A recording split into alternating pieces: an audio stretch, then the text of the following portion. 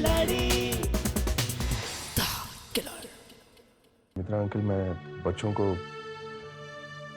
Hostel ले जा रहा था। हॉस्टल? जी हाँ।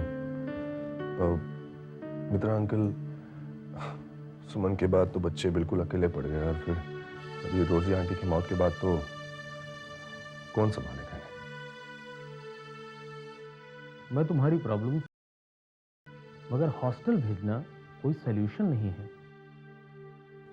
और इस वक्त बच्चे वैसे भी काफी मेंटली डिस्टर्ब हैं और ऐसी हालत में उन्हें अकेले इतनी दूर भेजना काम होगा। जी, मैं आपकी बात समझ। मित्रा अंकल, आप ही बताएं मैं क्या करूं? मेरी मानो तो बच्चों को फिलहाल यहीं रहने दो। और हाँ, अगर जरूरत पड़े तो एक नई गवर्नेंस रख लो। I think it will work. बेटा तो अच्छा है आपका। Thank you very much.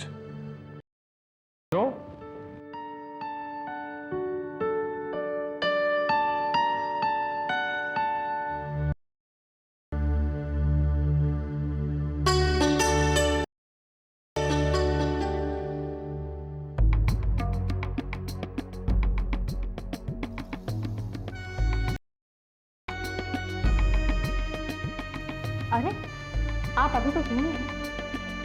बेटा, मानसी तू आप मुझे नहीं पहचानती है?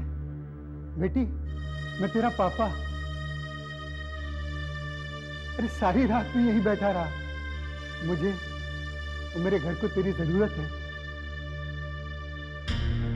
अगले हफ्ते गुड्डो की शादी है।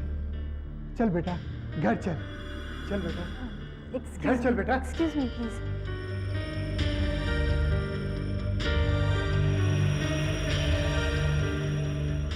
सोच क्या रही है सुमन? ये मौका शायद भगवान ने ही तुझे दिया है। वैसे भी तू बिना पैसे के, बिना ताकत कभी भी रंजीत और डॉली जैसे राक्षसों का सामना नहीं कर सकती। इस परिवार में रहकर ना सिर्फ तुझे एक नई पहचान भी मिलेगी, बल्कि पैसे की ताकत भी मिलेगी, एक प्रोटेक्शन मिलेगा। और बदले में जो तुझे करना है वो भी एक पुण्य का काम है। एक दुखी उसकी मरी हुई बेटी के गम से बाहर निकाल सकती है तू। अगर अपने मकसद को पूरा करने के लिए शक्ल बदली है तो नाम भी बदले, पहचान भी बदले।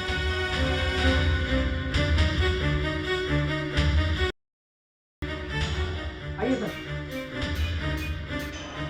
पापा, मानसी, मेरी बेटी। देखा देखा, मेरी बेटी। मानसी, क्यों मेरी परीक्षा ले रही है? तू 3 साल तक हमसे अलग रही। चल बेटा, अब घर चल बेटा। हैं? घर चल।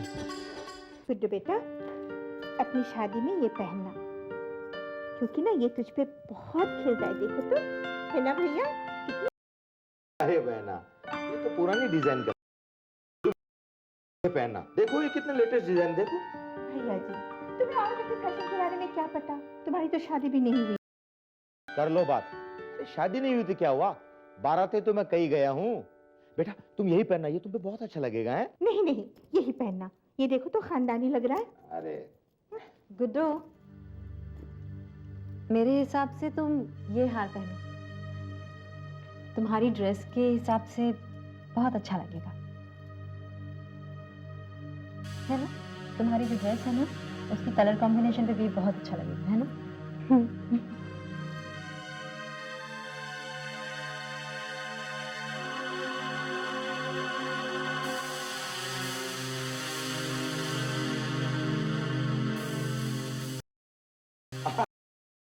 जीजे देखिए कितनी अच्छी लग रही है हमारी बिटिया। अरे मानसी बेटे, तू यहाँ? मैं तुझे पूरे घर में ढूंढ रहा था। अरे वाह, बड़ा अच्छा लग रहा है। किसने पसंद? मानसी बेटी ने। अच्छा बेटा, चलो मुझे तुमसे कुछ जरूर बात करनी है। हाँ? चलिए। चल।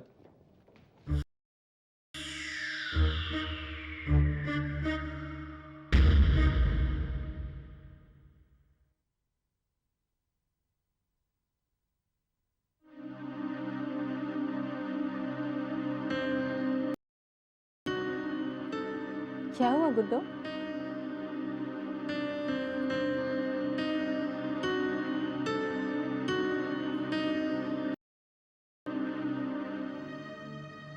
क्या बात है गुड्डो? यहाँ ऐसे क्यों खड़ी हो? भाभी, मुझे आपको छोड़कर जाने का बिल्कुल मन नहीं कर रहा। मुझे बहुत फिक्र हो रही है। इसमें फिक्र की क्या बात? मैं समझ गई। वैसे ऐसा होता ही है। हर लड़की अपने माँ बाप का घर छोड़कर जब किसी दूसरे के घर जाती है तो थोड़ी बहुत घबराहट तो होती है। लेकिन तुम देखना, शादी के बाद तुम्हारा पति तुम्हें इतना प्यार देगा कि इस घर में आने के लिए घबराहट होने लगेगी।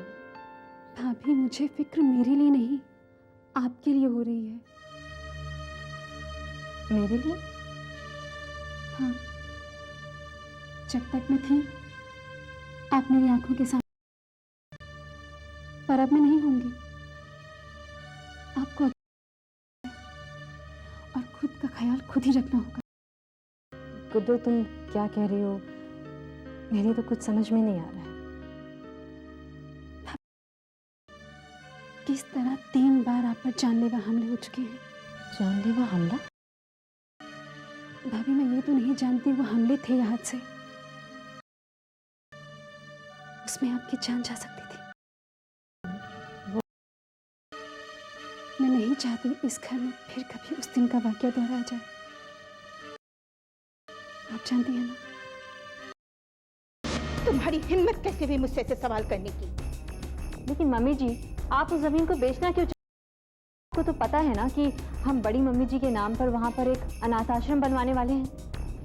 ओह, तब तुम फैसला करो कि इस घर के दौलत का इस्तेमाल कहाँ और कैसे होगा। मम्मी जी, आप गलत समझ रही हैं। मैं तो सिर्फ इतना कह रही हूँ कि हमने पूरी दुनिया में ये बोल रखा है कि उस जमीन पर हम बड़ी मम्मी जी के नाम पर एक पाएंगे। अब अगर सबके सामने हम उस बात पर मुकर जाएंगे तो आप ही सोचिए खानदान की कितनी बदनामी होगी।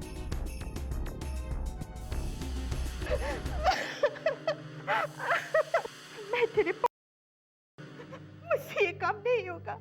मुझसे मामा, आप रो रही हैं? क्या बताऊं बेटे, वो जो हमारी पनवेल वाली जमीन है ना, उस जमीन पर तेरे माँ के नाम के अनाथालय बनाने के लिए हमने उसे रखी है।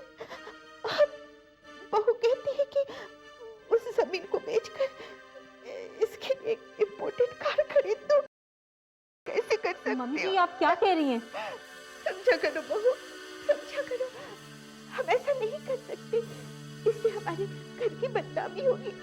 हमारा खानदान बदनाम हो जाएगा। समझा करो। मम्मी जी, बस कीजिए आप। हद होती है। और आप है कि तब से झूठ पे झूठ बोले चली जा रही हैं। मानसी,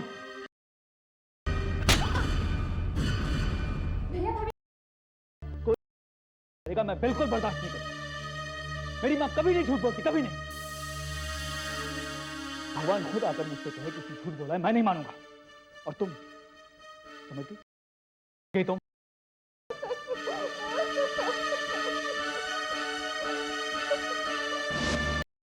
अंदाजा लगा सकती हूँ कि मानसी और संजय के बीच नॉर्मल नहीं थे और शायद इस संजय की माँ रही होगी।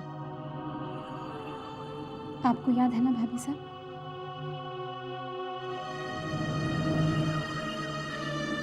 मैं क्या कहूँ इससे? पता नहीं ऐसी कितनी बातें होंगी। मैं कौन कौन सी बातों का जवाब दूंगी? क्या करूँ? सोच रही हैं आप भाभी? आपको याद है ना,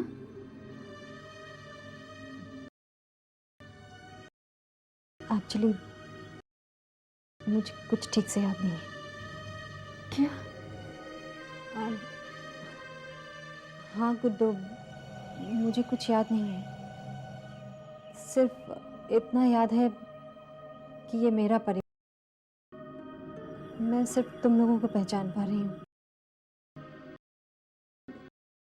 कुछ भाभी, गुड्डू, मैं सच कह रही हूँ। मैं तुम लोगों के बिना इतने दिनों कैसे रह पाती। रंजीत, अब तो बताएंगे कि हम यहाँ क्यों आए हैं। से मिलने। Very funny. वो भी हमारा कुछ नहीं बिगाड़ सकता। तुम्हें मुझ पर भरोसा है ना? तुम देखती जाओ बस। तो चलो यहाँ से। डॉली, हम लोग शरीफ लोग हैं, हमें पुलिस से रंजीत प्लीज मजाक मत कीजिए।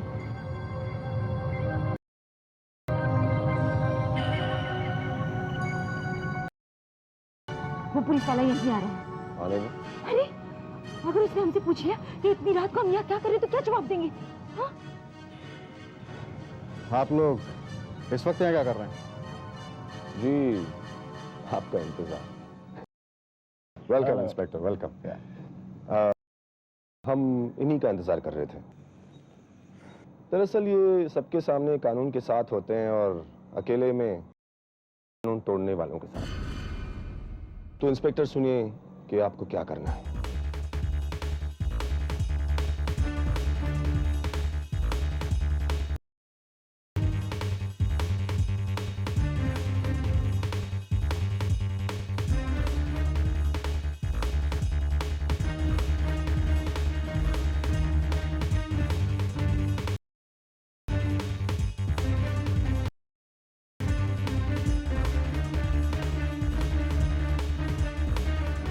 ऑलराइट, ठीक है इंस्पेक्टर, कल सुबह तक मेरा काम हो जाना चाहिए। डोंट वरी रंजीत साहब, आपका काम हो जाएगा। Good night. Good night.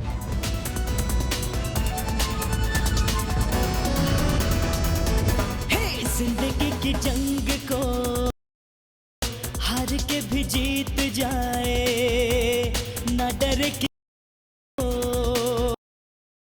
से नजर मिलाए। जिंदगी की जंग को हार के भी जीत जाए, ना डर किसी से जो मौत से नजर मिलाए। अपने ना जाए हर बाजी, वही है खिलाड़ी।